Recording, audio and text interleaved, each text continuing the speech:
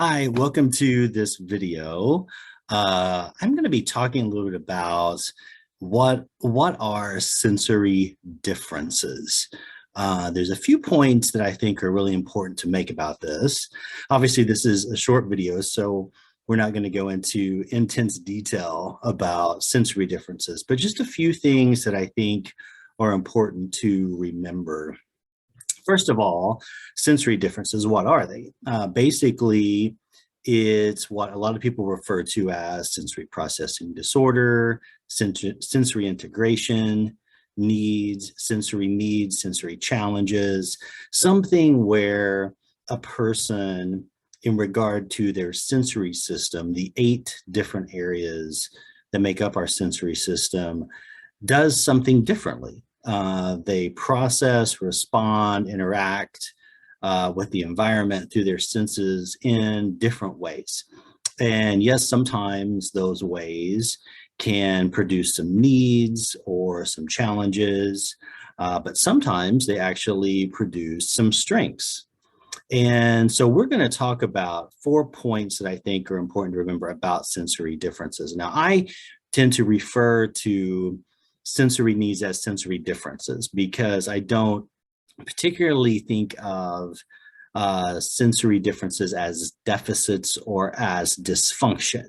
I think of them as differences. That doesn't mean that people can't have needs or issues that they need help with the way their sensory system works. Many people do if they have some challenges, but I just know that differences seems to kind of represent for me personally what I feel about my own sensory differences and what I see a lot in the children that I work with. So the first point I want to make is sensory processing disorder is real. That's point number 1.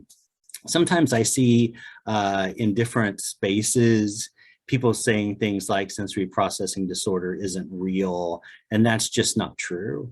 It absolutely is real. It's something that can stand alone on its own to be real. It's something that, I have, and I absolutely know that it is real, and it's been real in my life for a long time. I think for people to insinuate or to say that sensory processing disorder is not real is a very ableist thing to say, actually. And we're really trying to move away from that and not be putting forth these ableist ideas. So that's point number 1. Point number 2 is that sensory differences aren't just about deficits and challenges and dysfunction. That is a myth. Actually, sensory differences can also produce sensory strengths. I will give you a little personal example of this. And I've seen this actually play out many times in many different ways with a lot of the clients I work with who do have sensory differences. So for me, one of the challenges for, as long as I can remember, is visual. There are certain things in terms of lighting that really bother me, that my senses just really start to get dysregulated. My system does, with certain types of light, how the light is connecting to my eyes, and also movement in front of me. If there is a lot of movement happening in front of me, that can be really challenging and can start to become dysregulating for me. Let's pair those 2 together. If there's certain light and that light is doing a lot of movement, it's like double whammy, right?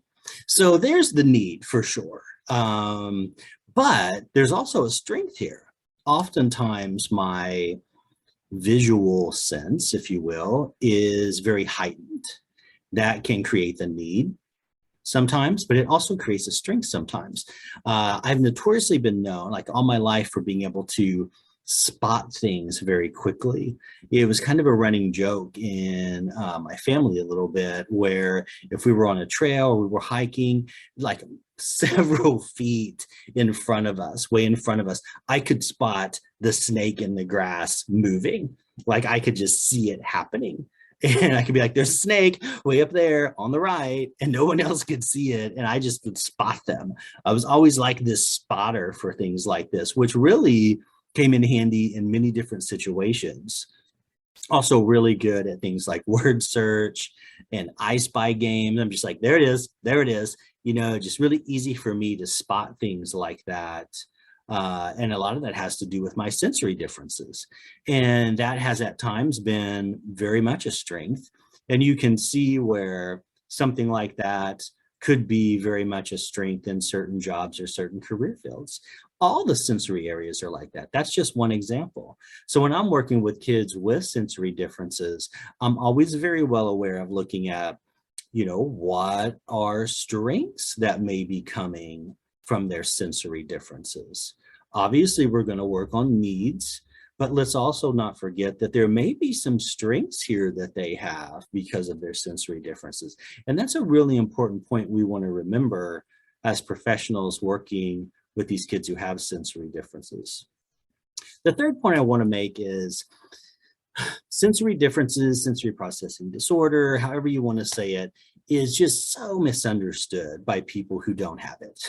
I mean, just so misunderstood. And I kind of get that misunderstanding because, you know, if you're someone who doesn't really have sensory differences and you're sitting in the same room with someone who's really struggling with something, and everything about your sensory system, your brain, your feelings, your whole body is telling you nothing is wrong here. And this person is like, that is a problem. I can see why it would be hard for you. It would be hard for you to have an understanding. You would really have to go on faith. And this is something that I've spent a lot of time talking about with schools and other adults, and trying to help them understand you're not going to notice it. You're not going to see it. You just have to understand that this is happening for that child because your system isn't going to recognize it. And what happens is a lot of our kids with sensory differences, they get misunderstood, they get mislabeled. They sometimes get accused of just making things up for some manipulative purpose. All the while, they're really struggling and suffering because adults in their life are not taking their sensory differences seriously.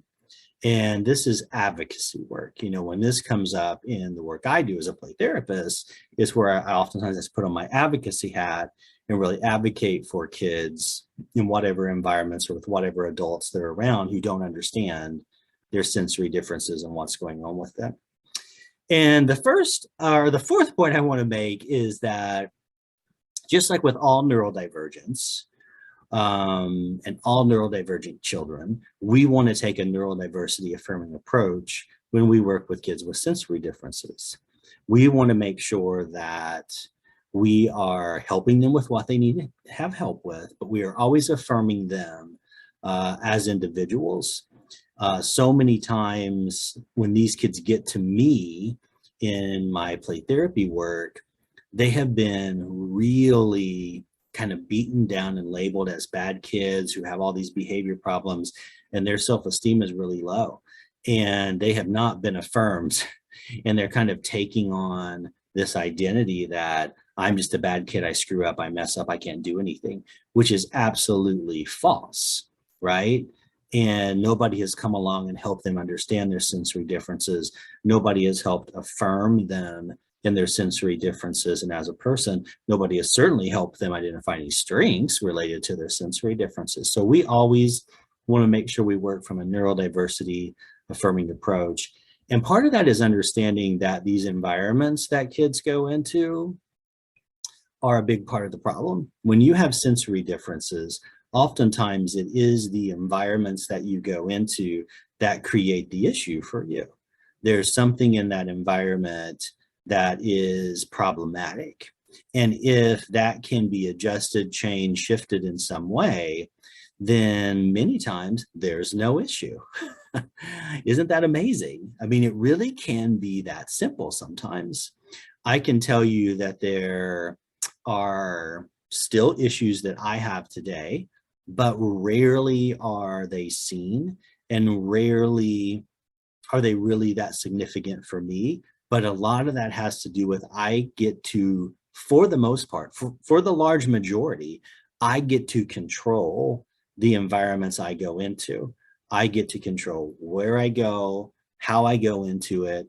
And even if I feel like I need an accommodation, like I need to wear my sunglasses inside, I can pretty much do it and nobody's going to say anything to me.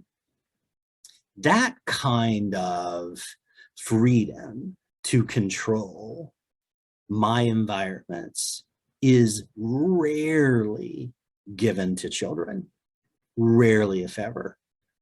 And so if we start to think about how if we give kids this ability to be able to share with us and tell us, and we really try to understand how an environment is affecting their sensory differences in a negative way. And then we open up to, okay, let's control this a bit.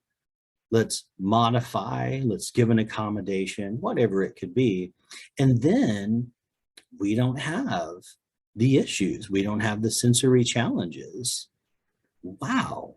I mean, it sounds simple because sometimes it really is that simple. I've actually seen this happen over and over and over again when the buy-in is there from the adults in charge of the environment and the changes, the accommodations, the understanding is made, and then things run so smoothly for everybody, and most importantly for the child. It happens. I've seen it happen so many times, and it's real. So we need to understand that point 4 is about, it's not just about the child. It's also about the environments, and it's about the adults in these environments and what they're doing and what they're thinking that really has an impact on the child as well. So just some points that I feel like, probably 4 points that I guess I was thinking really need to be made when we're talking about sensory differences, because I feel like there are 4 points that get lost often that we do need to remember and we do need to do better about. So I hope you found this video helpful. Please subscribe to our AutPlay channel here. We love to get subscribers, and you can follow AutPlay Therapy on the Facebook page, and also check out the website and come back and watch more videos here on the YouTube channel. Thanks. Bye.